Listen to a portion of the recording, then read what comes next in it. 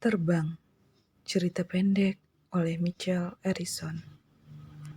Aku seorang wanita yang dipanggil Rasa, dan kau lelaki yang dinamai Risau. Sudah seminggu semenjak kembalinya aku ke Jakarta, kamu menghilang. Bagaikan layangan yang benar-benar putus tali, tiba-tiba hidupku menjadi sangat menyedihkan. Semua pesan yang aku kirim, tak satu pun mendapatkan balasan darimu. Sesibuk itukah kamu? Status aplikasi WhatsAppmu online, tapi pesanku tak ada checklist biru. Apa kau merepotkan dirimu untuk mengatur aplikasi WhatsAppmu, lalu mengganti pengaturannya? Baca tidak baca tetap tidak ada warna tanda checklist. Kamu jahat. Aku ingin seperti cinta dalam film Ada Apa Dengan Cinta 2. Cinta yang bisa berkata pada Rangga, Rangga, yang kamu lakukan ke saya itu jahat. Namun sayang, aku tidak seberuntung cinta yang bisa bertemu langsung dengan kamu dan mengatakan perkataan itu tepat di depan wajah hitam manismu itu. Aku tidak tahan lagi. Ini benar-benar seperti sindrom kebelet yang tak mampu ditahan. Seperti air mata yang siap buruh. Aku kembali mendatangi kotamu pagi ini. Setelah mengurus perizinan pekerjaanku dan mengambil jatah cuti tahunan yang pada awalnya ingin kugunakan untuk rencana lamaran kita. Aku benar-benar ingin mencari tahu, seperti lirik lagu Yolanda yang dinyanyikan Kangen Band. Kamu di mana? Dengan siapa? Semalam berbuat apa? Kamu di mana?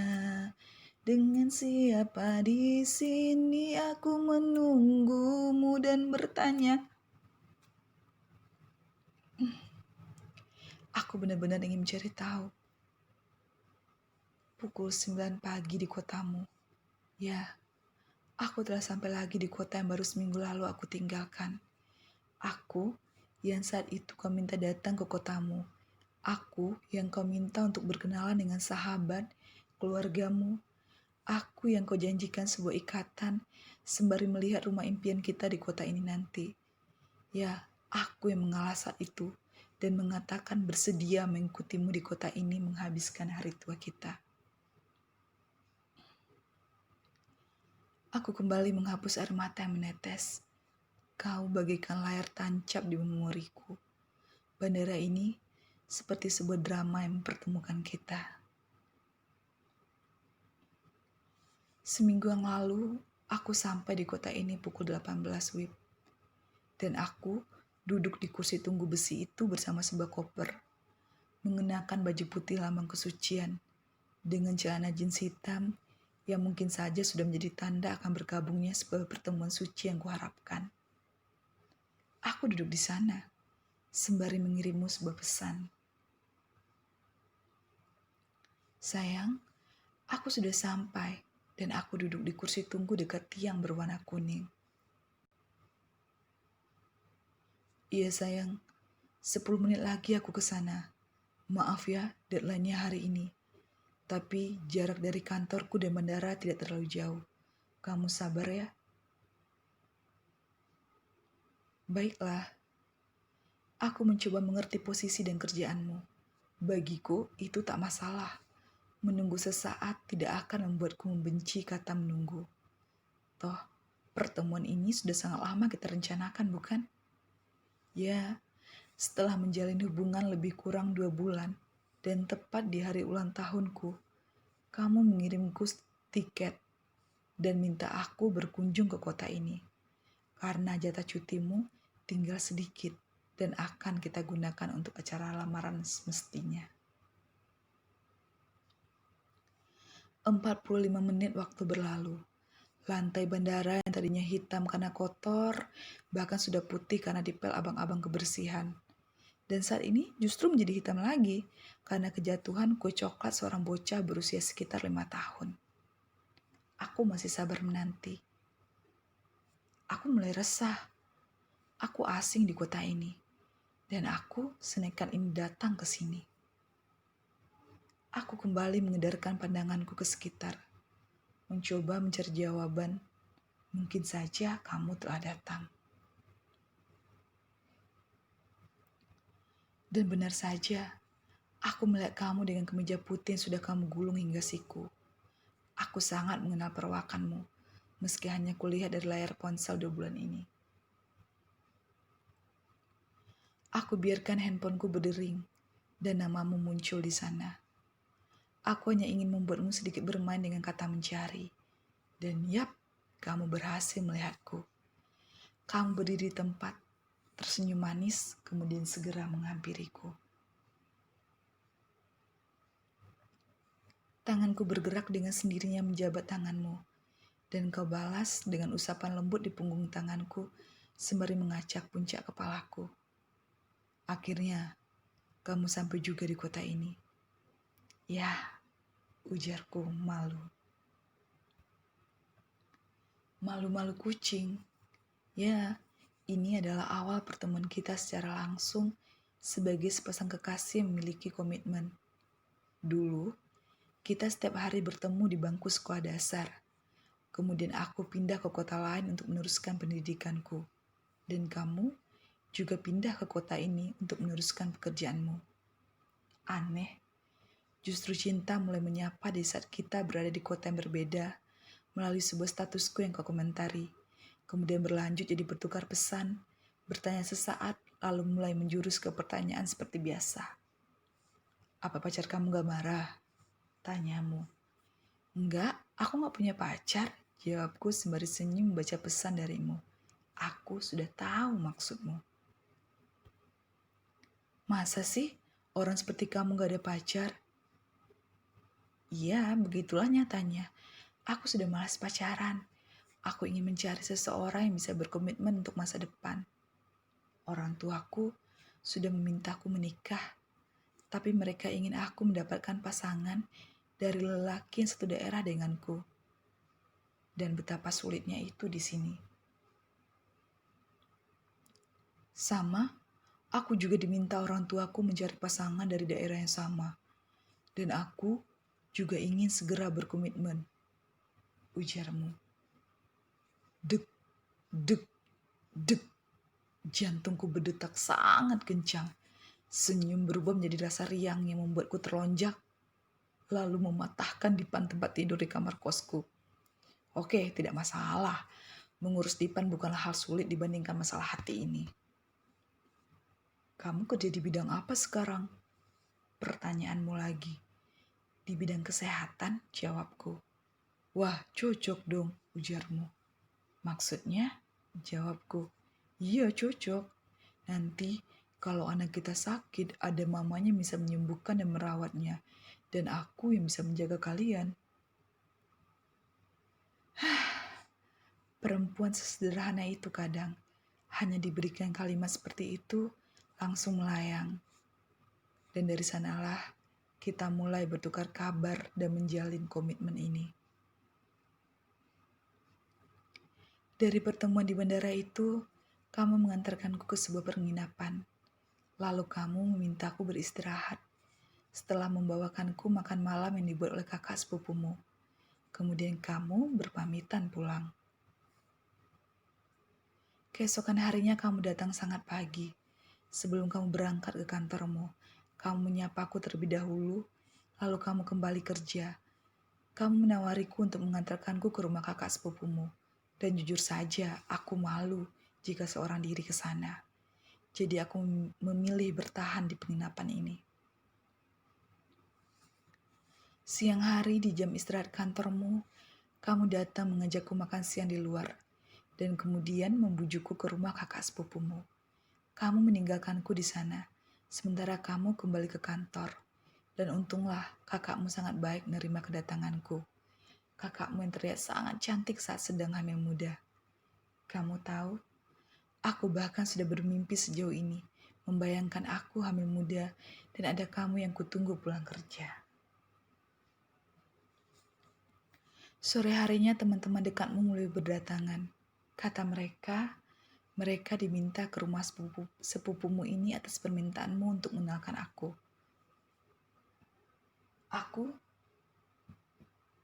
Aku sangat bahagia mendapatkan banyak sambutan hangat dari orang-orang di sekitarmu.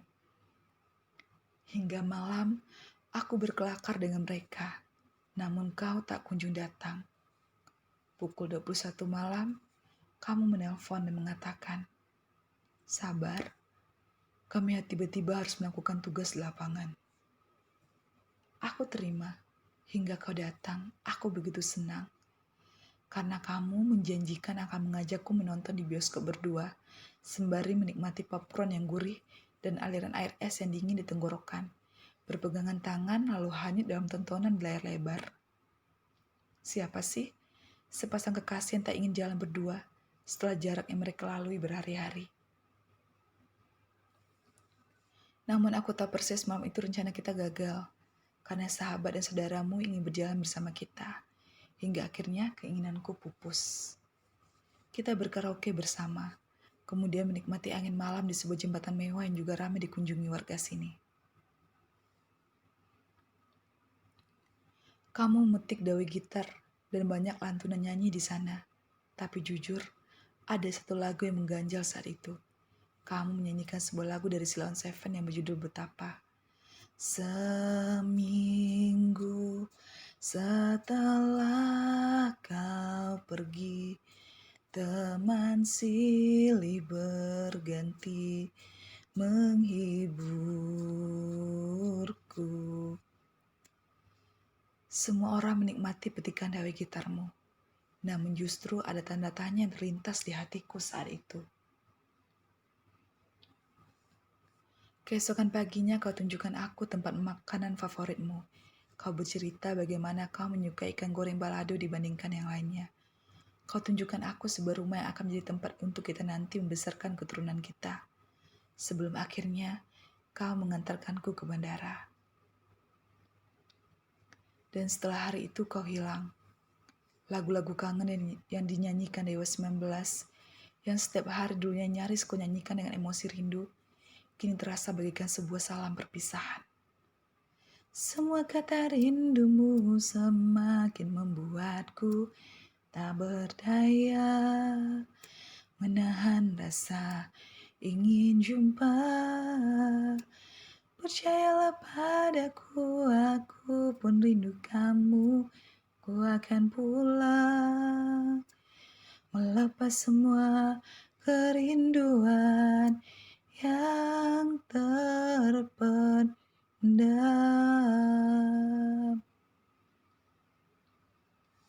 Dan kini, aku kembali berdiri di bandara ini, menatap kakak sepupumu yang kali ini menjemputku bersama temanmu. Percayalah, kami boncengan 3 seperti cabai-cabean. Ups, lupa. Kakak sepupumu waktu itu bahkan sedang hamil muda. Sesayang itu mereka menyambut kedatanganku. Benar, aku sangat berharap kamu datang. Tak peduli menggunakan mobilmu atau bahkan sebuah motor tua. Aku hanya ingin pertanyaanku terjawab.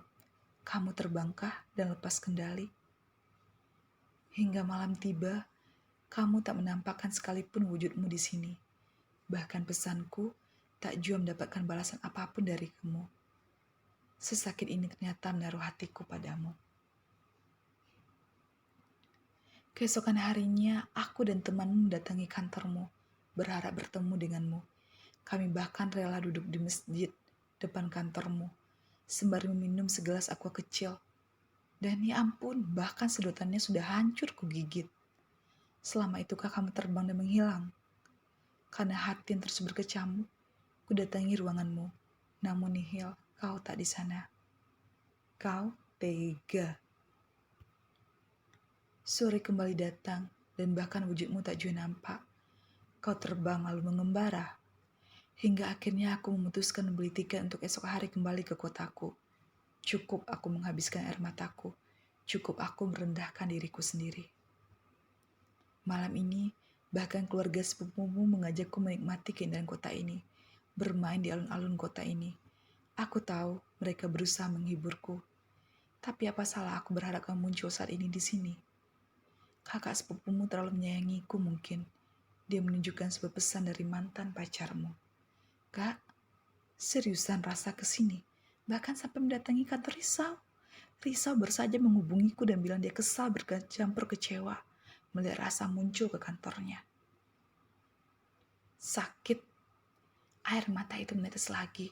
Kau jahat. Menghubungi mantanmu dan mengabaikan pesanku. Bahkan telepon gertakan dari abang sepupumu kau abaikan begitu saja. Sempat satu kali ku dengar kau angkat, tapi justru kau bilang, sibuk, iya nanti ke sana. Kau terbang dengan kertas-kertas kantormu. Cukup. Bahkan malam ini aku ingin tidur di sofa ruang tamu rumah keluargamu ini. Meski sudah ada kamar rapi disiapkan oleh kakakmu. Aku tidak siap mengunci diri di kamar itu dan kembali dengan air mata mengibah. Pukul 5 WIB sebuah ketokan pintu dari rumah ini. Aku terkesiap dan membuka pintu. Aku melihat kau masih menggunakan kemeja putih yang dulu kau gunakan saat menyambutku. Rambutmu acak-acakan. Wajah lelah jelas tergambar di sana. Kau menatapku sesaat depan pintu. Tangan kita saling berjabat. Kau acak rambutku. Perlahan kemudian kau duduk terlebih dahulu di sofa. Lalu kau menepuk sofa itu dan memintaku duduk di sampingmu. Kenapa seperti ini? Kamu gak tahu betapa kagetnya aku saat kamu bilang kalau kamu sudah di kota ini. Kamu tahu, aku sangat khawatir membayangkan bagaimana kamu terbang dari sana ke sini tanpa ada seorang pun yang tahu. Kalau terjadi apa-apa dengan kamu, bagaimana denganku? Kamu pikir aku sangat takut kamu kenapa-kenapa. Dan seandainya kemarin kakak gak bisa jemput, aku juga gak tahu kamu mau kemana. Kenapa kamu seperti ini? Ujarmu menatapku. Pertanyaan seperti apa itu? Aku berbalik menatapmu. Ini gak akan pernah terjadi. Kalau dari seminggu yang lalu kamu gak menghilang. Kamu gak usah mengalasankan khawatir. Kalau khawatir, kamu gak akan berbuat seperti ini. Ya, pagi itu tak ada satu tetes pun air mataku yang jatuh. Sudah cukup aku menangis. Terserah, kamu percaya atau tidak. Aku kecewa kamu sampai mendatangi kantorku. Dan gara-gara hal ini, aku ditegur oleh seniorku. Aku dikira sudah berbuat kejahatan pada kamu. Kamu harusnya mikir kalau kamu kesana apa akibatnya buat karirku. Aku juga tidak akan datang ke sana kalau saja pesanku mau kamu balas. Kamu kira itu koran? Apa yang terjadi? Bahkan saat aku di sini kamu sama sekali tak berani muncul. Sudah berubah. Aku sama sekali tidak ingin membahas persoalan mantannya saat ini. Aku rasa tidak perlu membahas tentang kemunculan mantannya. Aku hanya ingin membahas tentang aku dan dia. Karena sejatinya tak perlu menyalahkan orang ketiga jika kita mampu menjaga lisan dan tulisan, hati bahkan perasaan. Aku benar-benar ada tugas yang sangat penting dan bahkan kali ini sangat berbahaya. Sebuah misi rahasia yang aku takut bisa melibatkan kamu jika kita berkomunikasi. Wah, apa ini? Dia bisa menelpon mantannya dan menceritakan kedatanganku ke kotanya, tapi tidak bisa menghubungiku. Sayang, aku menikmati kebohongan ini. Maaf, meski ku coba menerima, tapi aku tak bisa percaya. Alasanmu terlalu klise, seperti anak sekolahan yang ingin menyudahi hubungannya dengan alasan belajar. Misi apa? Kenapa tidak bilang, sesibuk itukah? Ya, aku saja tidak jadi datang ke wisuda adekku karena misi dan jabatan baru ini. Selamat untuk jabatan baru kamu. Aku hanya ingin fokus ke kerjaanku saat ini. Aku mohon percayalah padaku. Dan tunggu aku datang padamu. Aku ingin kamu percaya itu. Dia menatapku. Aku menatapnya dan tersenyum. Aku akan bersiap-siap. Aku mengambil penerbangan pukul 8. Terima kasih sudah datang menemuiku di kesibukanmu. Aku meninggalkannya yang hanya terdiam di sofa itu. Aku mengetok kamar kakak sepupunya. Lepaskan dia tidak pantas kamu tangisi, jangan menangis depan dia. Kakak saja kecewa melihat sikap dia, biarkan dia menyesal nantinya. Ujar kakaknya emosi. Iya kak, aku bahkan tidak menangis lagi. Tak ada perbincangan apapun, kakak dan keluarganya mengantarkanku ke bandara. Di dalam mobil abangnya, meminta ia duduk di sampingku. Dia duduk di sampingku, dan kami sama-sama diam. Hingga di bandara, kakak sepupunya menangis saat berpisah denganku.